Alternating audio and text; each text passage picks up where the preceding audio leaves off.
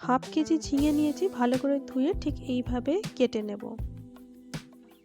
এরপর ঝিঙের সাইডের এই শিরাগুলোর সাথে কিছুটা পরিমাণ খোসাও ছাড়িয়ে নেব। খোসা ছাড়িয়ে এবার ঝিঙেগুলোকে ডুমো ডুমো করে কেটে নেব। আপনারা চাইলে লম্বা লম্বাও রাখতে পারেন।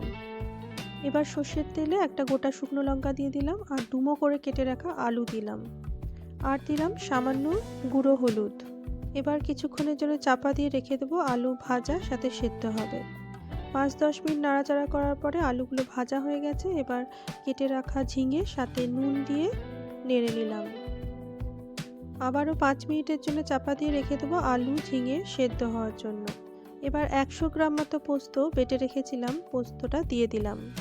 স্বাদ অনুযায়ী চিনি দিয়ে হাই ফ্লেমে 5 মিনিট ফুটিয়ে শুকনো করে নামিয়ে নেব। বাঙালিদের অতি পছন্দের আলু ঝিঙে পোস্ত রেডি। ভালো লাগলে অবশ্যই সাবস্ক্রাইব করবেন।